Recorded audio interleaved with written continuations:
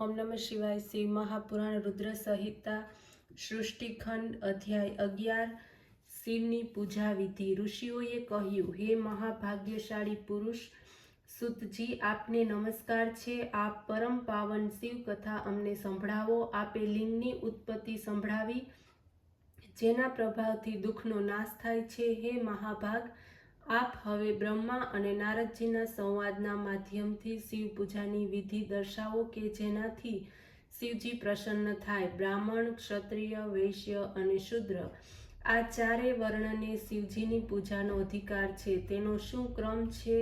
વ્યાસે આપને જે પ્રમાણે કહ્યું હોય તે પ્રમાણે અમને પણ કહી સંભળાવો। સૂતજી બોલ્યા, હે મુનિઓ, તમે આ વાત ઘણી સારી પૂછી। મેં જે પ્રમાણે સાંભળ્યું છે તે પ્રમાણે હું તમને કહું છું। વ્યાસજીએ આવો જ પ્રશ્ન સનતકુમારને પૂછ્યો હતો, તેનો જવાબ ઉપમન્યુએ સાંભળાવ્યો હતો। શિવની પૂજા વગેરે જે કાંઈ છે તે વ્યાસજીએ લોકના હિતની કામનાથી મને જણાવ્યું છે। ઉપમન્યુએ આ વાત શ્રી કૃષ્ણને કહી।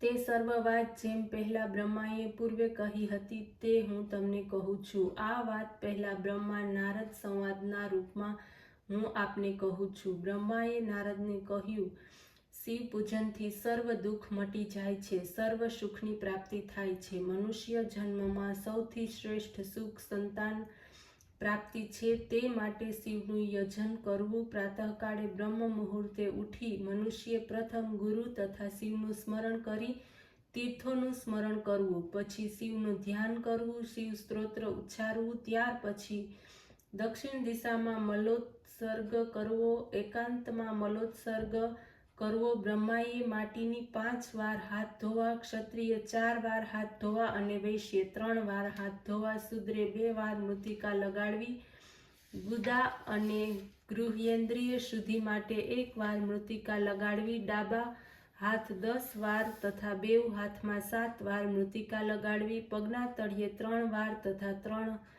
વાર હાથ ધોવા। સ્ત્રીજનોએ શૂદ્રની સમાન મૃત્તિકા લેવી, હાથ અને પગ ધોઈ પૂર્વની માફક મૃત્તિકા લગાડવી। મનુષ્ય પોતાના વર્ણાશ્રમને અનુસરી દંત મંજન કરવું, બ્રાહ્મણે 12 આંગળનું દાંતણ કરવું, ક્ષત્રિયે 11 આંગળનું દાંતણ તથા વૈશ્ય 10 આંગળનું દાંતણ કરવું, શૂદ્રે 9 આંગળનું દાંતણ કરવું। છઠ, અમાસ, નવમી, વ્રતનો દિવસ, રવિવારનો દિવસ, શ્રાદ્ધનો દિવસ આ દિવસોએ દાંતણ ન કરવું। તીર્થ વગેરે ક્રમપૂર્વક વિધિપૂર્વક સ્નાન કરવું, દેશ કાળ પ્રમાણે મંત્ર સ્નાન કરવું, પ્રથમ સ્નાન કરી ધૌત વસ્ત્ર ધારણ કરવું, એકાંતમાં સારા સ્થળમાં બેસી સંધ્યા કરવી, વિધિ પ્રમાણે પૂજાનો આરંભ કરવો, મનને સ્થિર કરી પૂજાના સ્થાને પ્રવેશ કરવો, ન્યાસ વગેરે ક્રમે પ્રમાણે પૂજન કરવું, પ્રથમ ગણેશ, પછી દ્વારપાળ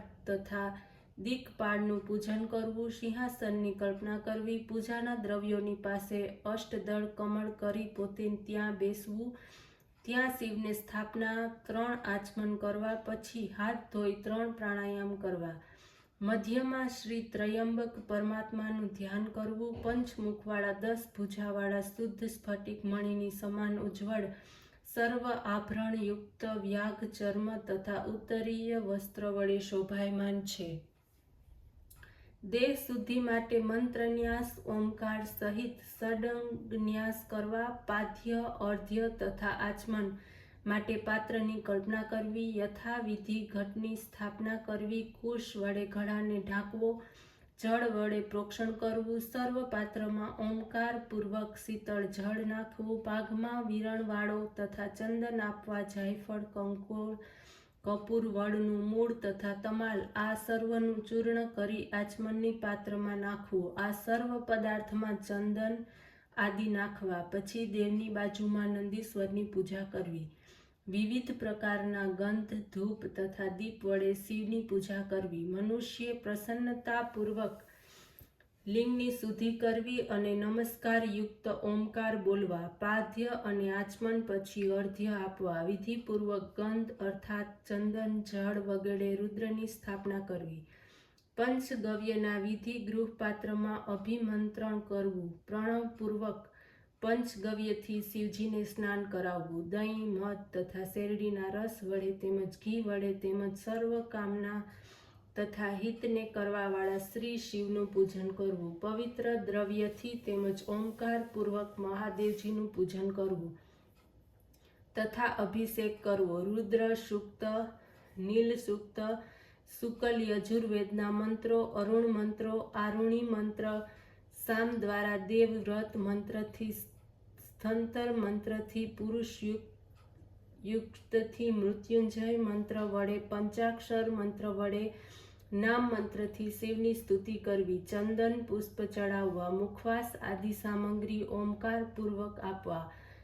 શિવના તત્વરૂપ શિવલિંગ છે તેને ધૂપ દીપ કરવા, તેને નૈવેદ્ય તથા સુંદર તાંબુલ શિવલિંગ પર ચડાવવું. મનોહર નિરાજન કરવું. નમસ્કાર, સ્તુતિ, અનેક મંત્રો બોલવા. અર્ધ્ય આપી શિવના ચરણમાં ફૂલ ચડાવવા. પછી દેવેશને પ્રણામ કરી આરાધના કરવી. પ્રાર્થના સમયે હાથમાં ફૂલ લઈ તેની સામે ઊભા રહેવું. પ્રાર્થના કરતા કહેવું કે હે દેવેશ, જ્ઞાન કે અજ્ઞાનથી મેં તમારી જ પૂજા કરી છે, તે હે શંકર આપની કૃપાથી સફળ થાઓ. આપ કહીને હર્ષિત બની શિવજીના ઉપર પછી ફૂલ ચડાવવા. સ્વચિત વાચન કરીને તેમના આશીર્વાદ ગ્રહણ કરવા. પછી શિવજી ઉપર ચડાવેલી બધી સામગ્રીને હટાવીને નમસ્કાર કરવા અને અપરાધ ક્ષમાને માટે આચમન કરાવવું. પછી અઘોર મંત્રથી શિવજીની પ્રાર્થના કરવી. તમે મને શરણ આપનારા છો,